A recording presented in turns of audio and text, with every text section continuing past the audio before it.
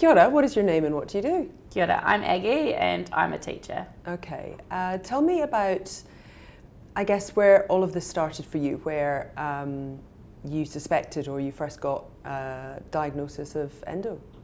So I suspected a little bit longer than before I got a diagnosis. The first clue or first symptom that I ever had, probably when it comes to endo, was when I was actually pregnant. I went to hospital with abdo pain, and I was told that I was having an ovarian cyst pop, but I was 17 weeks pregnant, so they couldn't do anything about it except for dose me up on painkillers, which was just Panadol really, because I was pregnant and they couldn't give me morphine. Okay, and so from there, from there, they kept me, just kept tabs on me while I was pregnant, and then post-pregnancy, I bled for through 2 years constantly. I was given every medication possible, every form of contraception to try and stop it. They put me on blood clotters, and in the end, they did a D&C, scraped out my uterus and put in a marina, which created my periods to a period, so it became a monthly cycle. Mm-hmm. And then about 6 months after that, I had another incident of cysts popping. I ended up in hospital, except again, they didn't spot them, and instead they took out my appendix and sent me home still with the cysts doing their thing. So I ended up back in hospital, just medicated up. And from there, I had to stop doing the work that I was doing. At that time, I was doing home-based care whilst being a stay-at-home mum. And I had to stop that because I couldn't lift children anymore. And then a year later, I got my first laparoscopy. They found that all my bowels, they were stuck together. So they told my husband it would be an hour-long surgery, and at 7 hours he rang and said, "Why is she still in surgery?" So they 7 hours. Yeah, so they had to what do you call it? They just separated them all with a laser. Wow. And they also found a 4 centimetre by 4 centimetre pocket of tissue just sitting behind my uterus in my pocket of Douglas, and they removed about 3 or 4 cysts as well. And then they just said, "Yep, you had stage 4 endometriosis. We'll see you back in 1 to 2 years' time." And that's now. So I'm waiting. Okay. The next lot now. Okay, crumbs. That's quite a story. So where are you at now in terms of pain and bleeding? So right now I'm at the cusp of, I know that I'm getting very close to not being able to work anymore, but I've changed my lifestyle, so I'm relief teaching, so I can choose day to day if I'm well enough to work. My bleeding stopped once they put that marina in originally to just a normal cycle. I can tell right now that it's definitely in my bowels again. Every movement around there hurts now. I suspect it's on my nerves as well, because I'm getting tingling down my legs and bad circulation. But I'm just waiting. Yeah. I've got a gynae appointment actually next week. Okay. Yeah. That's a lot. That's extraordinary that it wasn't until you were pregnant that you found this out. I don't know. Yeah. I suppose I always had period pain, and I don't know what other people's period pain feels like, so I don't know if that's normal or not. That's the hard bit, isn't it? Yeah. Because people say, how bad is your pain or whatever, and you're like, Yeah. well, I don't know, what's my yardstick? I also have another autoimmune disease called Behçet's disease, so I do have a high pain threshold because I have arthritis and stuff. So. Wow.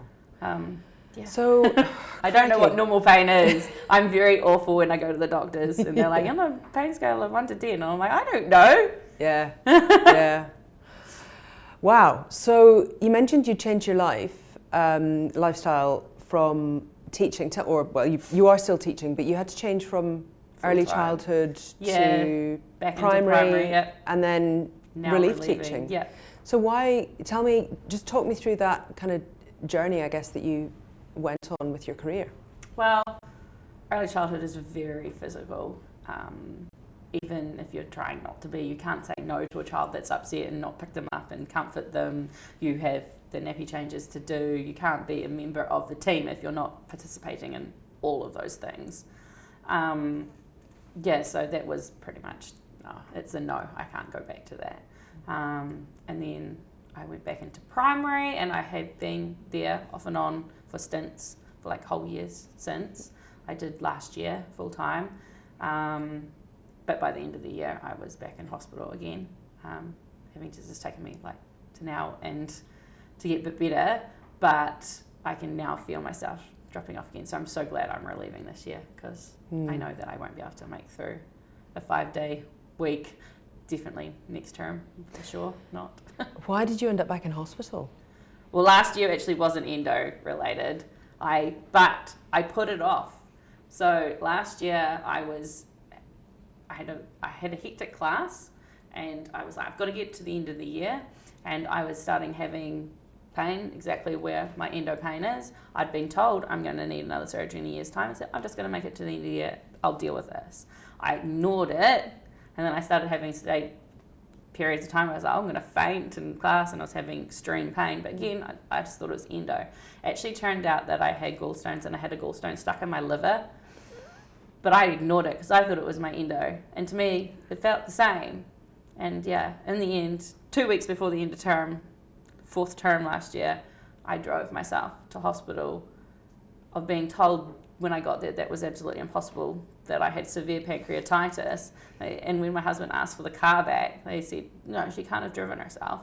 She was very sick. And he said, no. And I said, no, but I'm used to being in that much pain.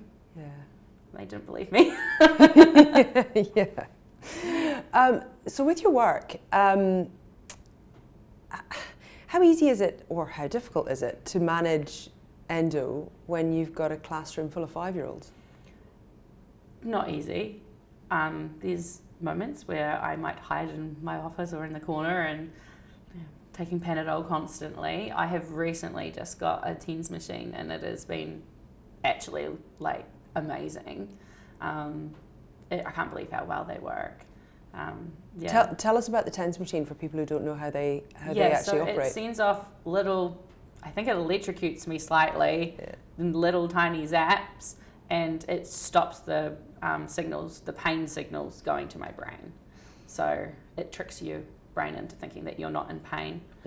Someone was asking me before, they said, was it feel like, and I was like, at the time, I mean, you can feel it all the time on, but it's not until you actually take it off that you realise how well it's working for you. I liken it to like when I was pregnant and you went to when I went to acrotherapy and I got in the pool and you get out of the pool again and you're like, oh, I'm really, so it's not until I take the TENS machine off, I'm like, wow, that's making a difference. Yeah, and it's got little sticky pads that you just stick them there. Yeah. I'm actually not wearing it today, I should have.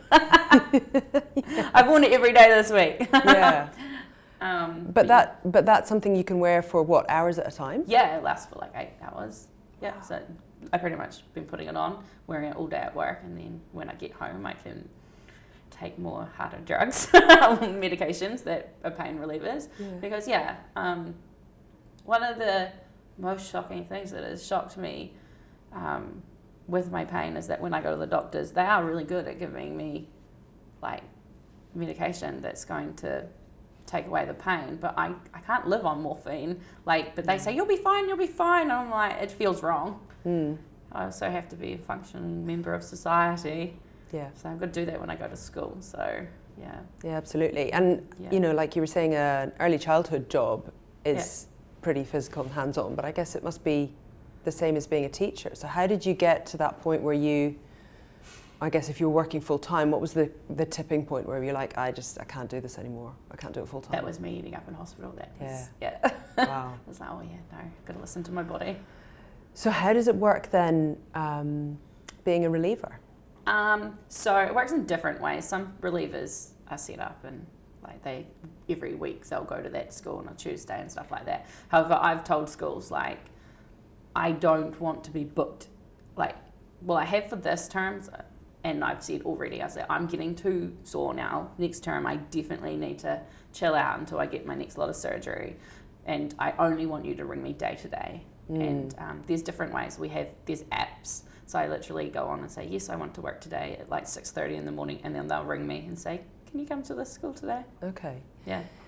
So I suppose in some ways that's quite useful. You can manage your, on a day-to-day basis, depending on how you're feeling. But the downside of that obviously is you've not got the same level of job security. No, I couldn't do it if I didn't have a partner. Yeah. I absolutely couldn't do it. If someone is a single mum or even not, just a single person trying to pay their rent, they wouldn't be able to do it.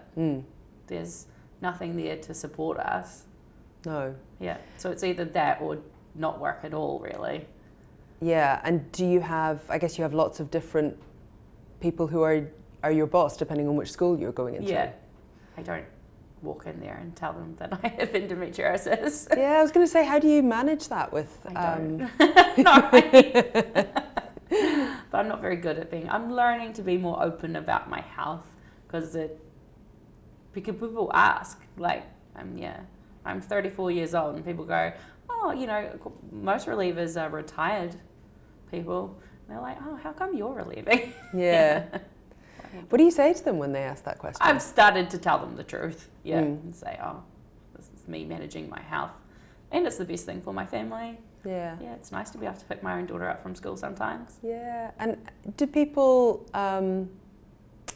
what kind of reaction do you get when you do say, oh, actually, it's, I have endometriosis? I think things are changing. People are becoming more aware of it.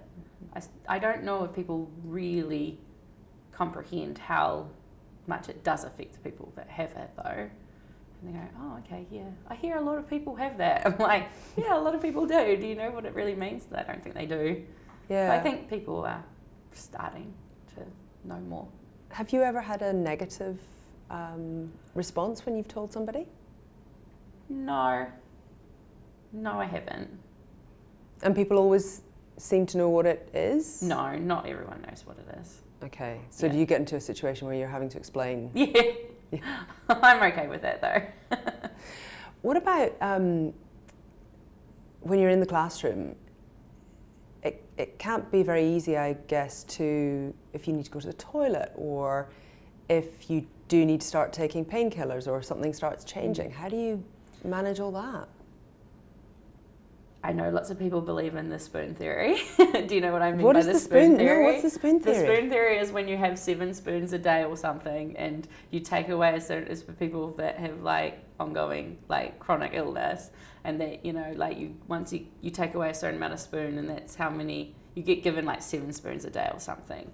And once you get to like 1 or 2 spoons, you're just in bed for the day. Whereas I've never believed in that myself and I'm like, there's always, I feel as if I always have to keep going. Yeah. Like, so unless an ambulance is pulling me out of somewhere, you just have to keep going. And no, I mean, with 5-year-olds especially, you can't go to the toilet when you want to go. There is only the set breaks. Sometimes you don't get those set breaks because you're on like duty. So there will be whole days where I'm like, oh, I haven't been to the toilet today. And how do you cope with the blood or the pain or a lot of people have bowel issues and stuff as well? Yeah. Sometimes it's a bit... you might be like help to another teacher, but yeah, you just have to deal with it. It's really hard. That's pretty much it, really. Yeah. Just suck it up. There's not really any other way of doing it. No, I guess not. But like you say, it is that choice between, well, if I'm going to work, then I have, these are the trade-offs. Yeah. And I know that, like, for me, when I'm feeling really run down or having periods of time, I use all my energy at work. So I am currently going to work. I might do 3 days at work. That next day I'm on the couch.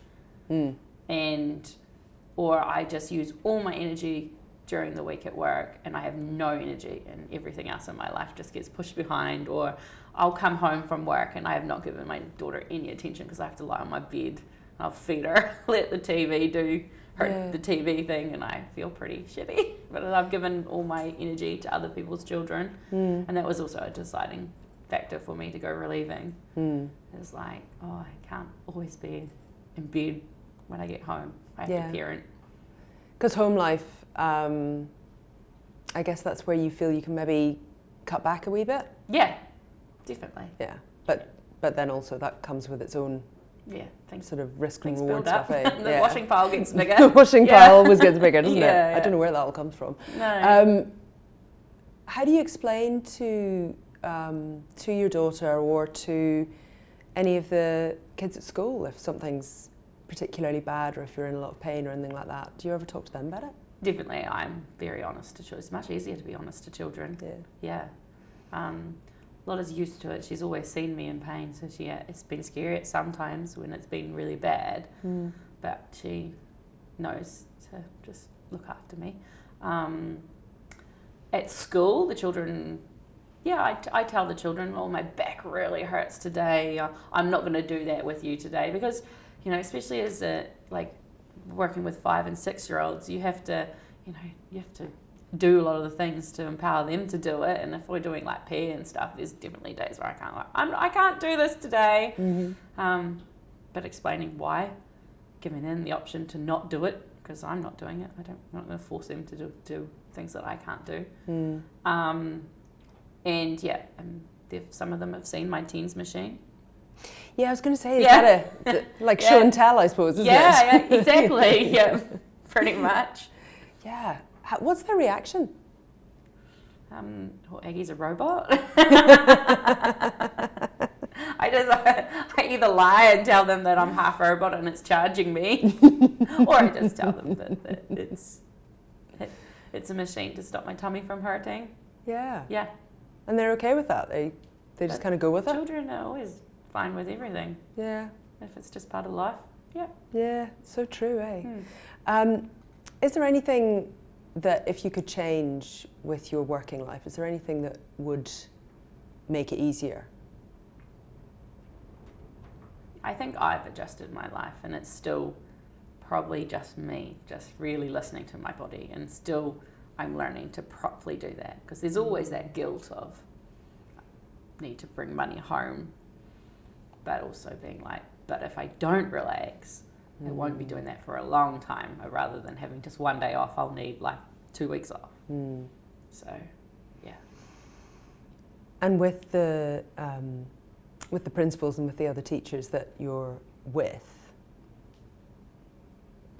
do they get it? Are they understanding if you need to not come in on a day that you've said that you would do otherwise? I've probably not always opened up and been completely honest. Said, look, I'm having a real bad day. I can't come in. Yeah. I would be with some schools, like schools that I've worked with for a long time.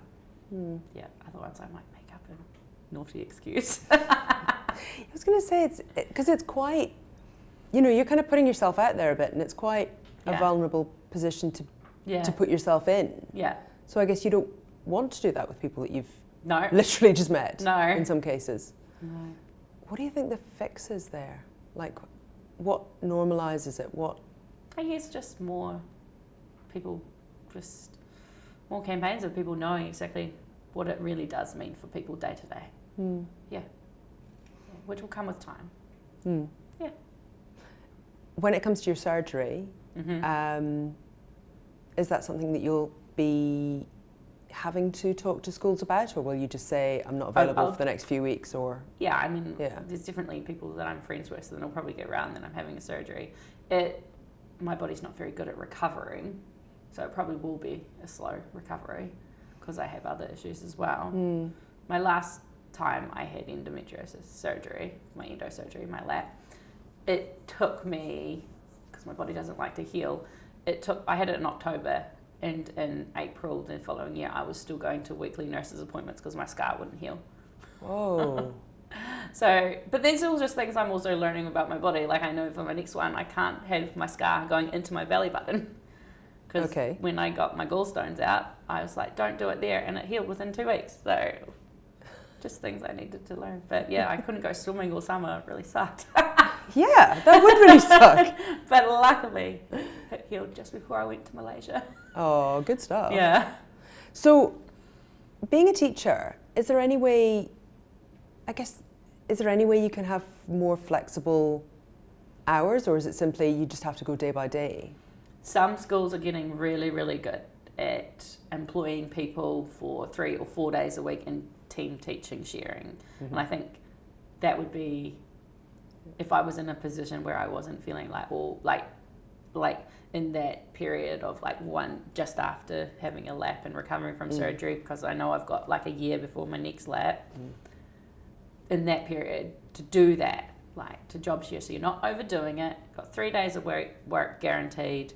And yeah, so some schools, and I've been, because I'm relief teaching, I see a lot of different variety and ways schools are set up. So if schools can do that and be really open to that, not just because of people's health though, lots of people need that for family reasons, and just because it might make a better teacher if they only work for 4 days a week and have someone in their classroom for 1 day.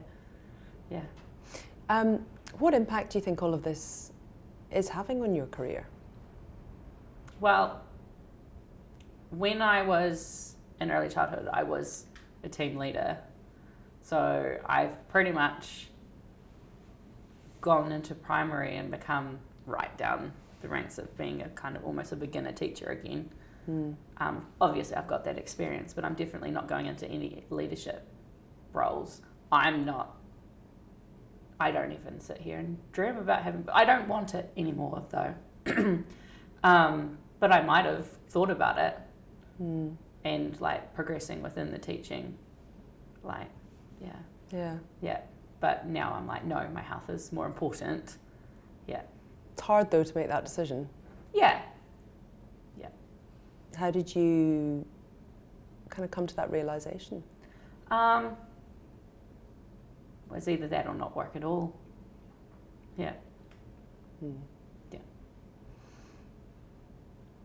Tell me a bit about how you